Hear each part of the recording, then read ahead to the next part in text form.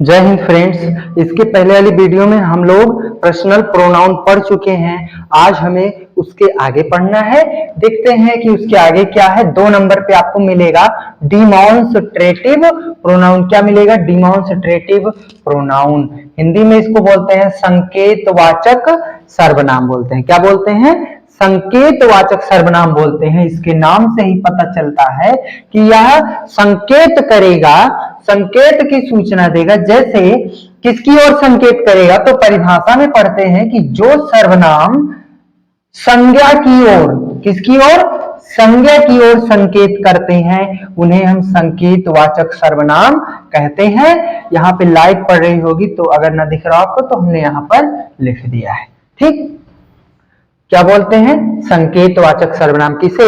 वह सर्वनाम जो संज्ञा की ओर इशारा करे, संज्ञा की ओर संकेत दे हमको, उसी सर्वनाम को हम संकेतवाचक सर्वनाम मीन्स डिमॉन्स्ट्रेटिव प्रोनाउन बोलते हैं। ठीक, जैसे कौन कौन से वर्ड मिलेंगे, कौन कौन से प्रोनाउन मिलेंगे? दिस, दैट, दीज, दोज, ये प्रोनाउन आपको मिलेंगे संकेत वाले। ठीक, इनको हम क्या बोलते हैं? डिमॉन्स्ट्रेटिव प्रोनाउन बोलते हैं। ठीक, अब देखो इसका यूज कैसे किया गया है। दिस मीन्स क्या होता है? यह। ठीक, दैट मीन्स वह ना। दीज माने इन्हें या इनको। दोज मीन्स क्या होगा? दोज मीन्स होगा उनको या उन्हें। ठीक है? नहीं पता है? यह, वह, इन्हें या इनको, इन्हें या इनको। दोज मीन्स उन्हें या उनको, उनका, उनकी, उनको। ठीक, सेंस के हिसाब से लेते हैं कि कहां पर किसकी बात की जा रही है। स्त्रीलिंग पुल्लिंग, उनका या उनकी। फिर इसका यूज हमने किया यहां पर कि this is a man, this is a man. ठीक, आदमी की बात की जा रही है, तो दिस का इशारा, दिस जो है किसको बता रहा है, किसकी तरफ संकेत कर रहा है? इस नाउन की तरफ। दिस इज ए मैन, यह एक आदमी है। ठीक, फिर कह रहा है that is a ghost. Ghost means होता है भूत। क्या होता है? घोस्ट माने भूत। कह रहा है कि वह एक भूत है, वह एक भूत है। ठीक, अब देखो दोनों में अंतर समझो, दिस और दैट में। देखो इशारा किसकी तरफ किया? घोस्ट की तरफ, नाउन की तरफ किया। तो ये कैसा प्रोनाउन हो जाएगा? डिमॉन्स्ट्रेटिव प्रोनाउन हो जाएगा, संकेतवाचक प्रोनाउन हो जाएगा। ठीक, फिर आप देखिए दोनों में अंतर क्या है। इसने कहा कि यह एक मैन है और इसने कहा कि वह एक भूत है। भूत के पास तो जाओगे नहीं, दूर से कहोगे वह एक भूत है ना? दूर से ही बोलोगे कि वह एक भूत है। ठीक, तो जो पास की चीजें होती हैं, यदि हमें पास की कोई चीज है उसकी तरफ इशारा करके बताना होता है, तब हम किसका यूज करते हैं? दिस का यूज करते हैं। और दूर की चीजों की तरफ इशारा करके यदि हमें बताना होता है, तब हम दैट का यूज करते हैं। जैसे कहा दैट इज ए घोस्ट, वह एक क्या है? भूत है। वहां पर जो दिखाई दे रहा है वो भूत है। बट हमारे बगल में कोई आदमी बैठा था, उनका यह एक आदमी है। ठीक, तो ये पास के लिए किसका यूज किया हमने? दिस का यूज किया। और दूर के लिए दैट का यूज किया। इस तरीके से यूज होता है डिमॉन्स्ट्रेटिव प्रोनाउन का। ऐसे ही दीज का प्रयोग पास के व्यक्ति के लिए, ठीक, और दोज का प्रयोग दूर के व्यक्ति के लिए, या उस समय जब आप उसकी बात कर रहे हैं तो वहां पे उपस्थित नहीं है। ठीक, कहते नहीं उनका, है ना, उनकी शादी में गए थे, है ना, उन्हें इतना रुपया दिया। ठीक, तो ये किसकी बात की जा रही है? दोज की। ठीक, और दीज माने इन्हें बहुत मारा। इन्हें बहुत मारा मतलब पास में बता रहे हैं इनको बहुत मारा गया। ठीक, तो ये हो जाएगा आपका डिमॉन्स्ट्रेटिव प्रोनाउन मीन्स संकेतवाचक सर्वनाम। इसके आगे वाला समझते हैं। अगला आपका 3 नंबर है इंट्रोगेटिव प्रोनाउन, यानी कि प्रश्नवाचक सर्वनाम। इसमें भी इसके नाम से ही पता चल जाता है कि प्रश्न पूछने की बात की जाएगी, इसमें प्रश्न पूछा जाएगा। तो कह रहा है जिस सर्वनाम का प्रयोग हम प्रश्न पूछने के लिए करते हैं उसी को हम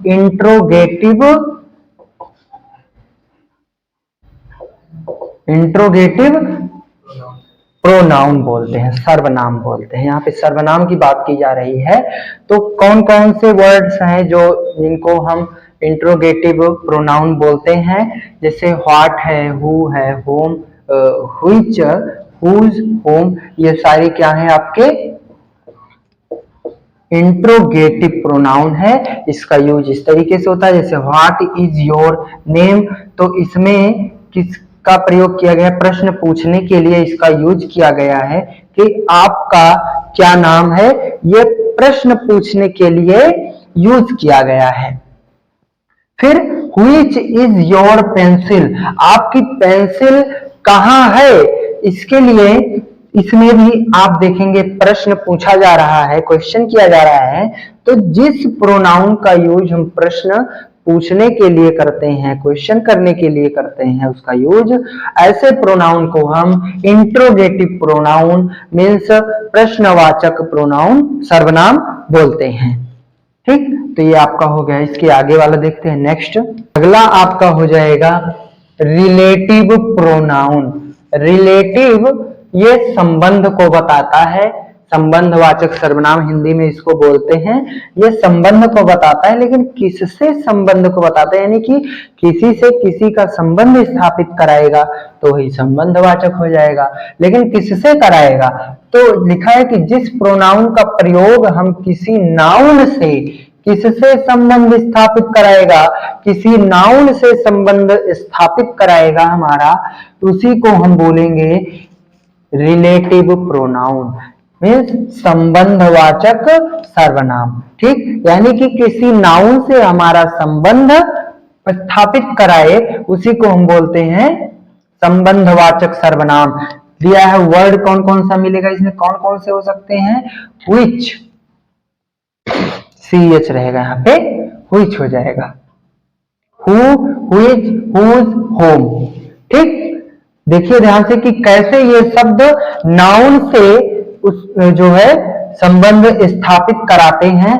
ध्यान से देखना कि दिस इज ए गर्ल, यह वही लड़की है, यह वही लड़की है हु, जो कि, देखो कैसे संबंध स्थापित कर रहा है, जो कि लव्ड यू, आपको प्यार करती थी।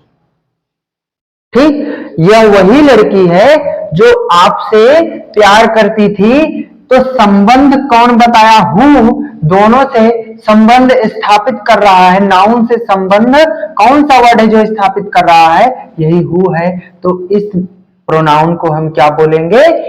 संबंधवाचक सर्वनाम बोलेंगे।